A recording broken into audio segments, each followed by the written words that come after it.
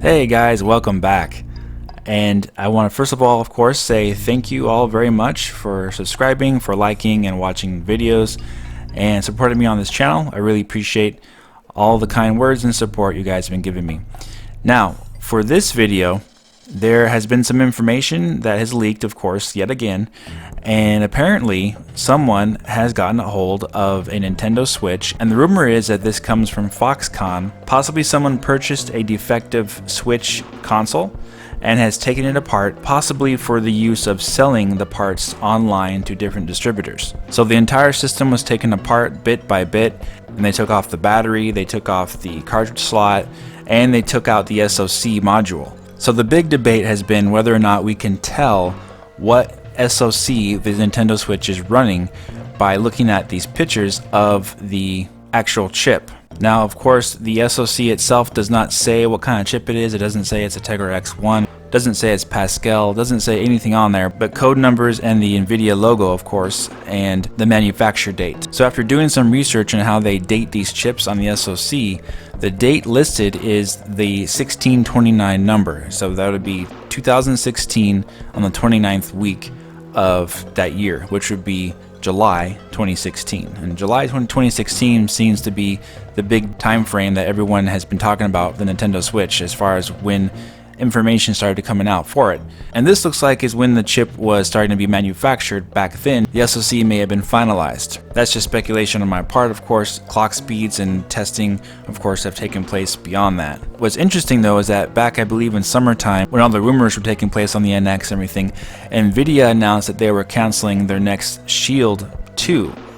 And they went quiet for quite a long time, but then back in December there were those leaked photos of NVIDIA's next Shield TV that they're going to be releasing. And sure enough, in January, right before the big Nintendo Switch presentation, NVIDIA had their conference and they were talking about their next projects. They talked about the Pascal being in driverless cars, and they also talked about the new 2017 NVIDIA Shield TV. And it was speculated that they were going to be using the Tegra X2 or Parker chip in that product, and it turned out when you looked on their website that they were in fact using a revised edition of the Tegra X1 second generation Maxwell processor. And the reason why that is so interesting is because the 2017 NVIDIA Shield TV was in fact taken apart and the SoC was taken out, and we have pictures of them comparing both the Nintendo Switch Tegra SoC versus the NVIDIA Shield TV 2017 Revised Edition SoC. If you take a look at the pictures here, you can see that they look exactly the same. I mean, to a T. You have the modules there that have their separated nodes in exact same proportions on each of the NVIDIA Shield TV 2017 and the Nintendo Switch SoC there. So you have nodes there on this module in the exact same formation, exact same design even, in the configuration of 2, 5, 5, 2, 8, 1, 1, 1, and 3. And this again looks basically exactly the same, like the same chip even. Even though the coding on there is different, of course, and no doubt I'm not going to dispute that there is some kind of customized modifications to the Nintendo Switch SoC inside of the chip itself and the way it was manufactured.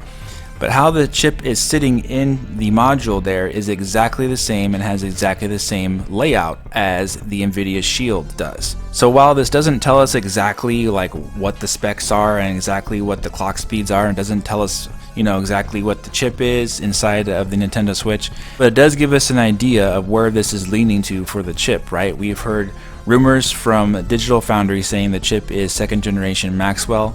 We saw the developer leaks on their spec sheet of what they got, and they of course said it was a second generation Maxwell Tegra X1 also. And here we have visual evidence of it looking exactly like a second generation Maxwell Tegra X1 right there on the SoC design itself. Also, another thing to consider is that NVIDIA themselves has not officially released any Parker or Pascal Tegra X2, whatever you want to call it, in any kind of mobile device yet. So they are still using the second generation Maxwell processor Tegra X1 in their own devices.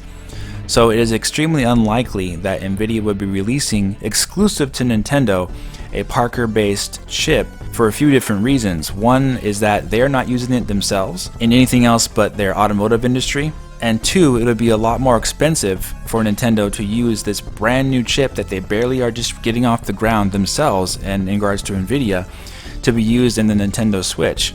It would be much more cost effective for Nintendo to be using this custom-based Tegra X1 second generation Maxwell processor that could also share the same characteristics of the Nvidia Shield TV Tegra X1 revised edition. And that makes a lot more sense, right? Since Nvidia is releasing that chip also, it makes a lot more sense for Nintendo to be using a variation of that chip and not the brand new Parker chip that's not being used in any products besides the automotive industry by Nvidia. And there was also some discussion about this A2 reference on the chip, and the conclusion was brought out that A2 reference on the SOC refers to the revision.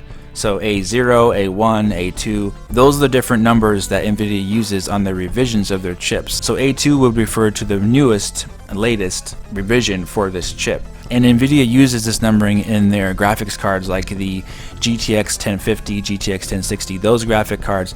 They use the same type of revision numbering, A0, A1, A2, when they release a modified version of their graphics cards. So don't read too much into the A2 numbers being like, oh, like this different chip. No, it's just a revision of the previous chip that they were using. So this looks to be very much like the Tegra X1 second generation Maxwell, but the newest version of it. So there could be some modifications to it that we don't know about, even for the Nvidia Shield TV. And remember guys, a lot of this is going to be found out one way or another in just a couple of weeks when sites like Chipworks and iFixit do their teardowns, do their scanning of the SOCs, and then we'll see the actual visual evidence of exactly what the chip can do, and there'll be testing of it, and there'll be clock speeds, and there'll be all those things will be released. But from what we've seen so far, quite a bit of visual evidence seems to indicate that this is basically what the Nintendo Switch is going to use. It's going to use that second generation Maxwell processor, Tegra X1, but possibly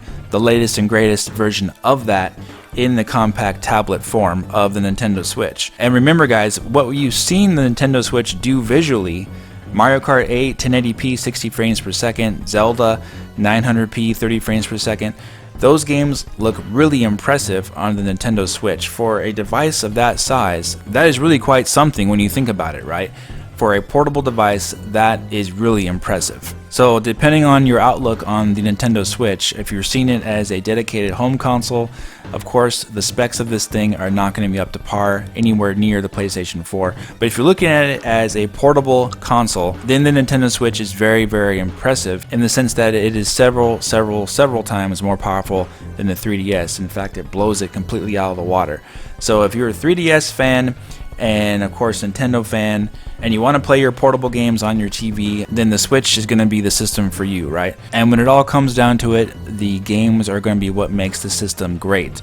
So far there's a lot of exclusives on the Switch, not a lot of third party on the Switch, but that could all change in the not too distant future. So anyways guys, let me know what you guys think about all this information in the comment section. And also I want to remind you guys that this week will be my developer podcast. So I'll be having a developer on the channel later this week.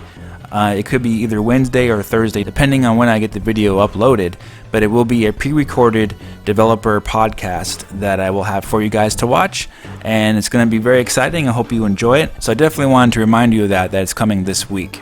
So again, thank you so much for your support. If you enjoyed this video, please hit that like button, make sure you subscribe to the channel, and I'll talk to you very soon in the next video. Take care, guys.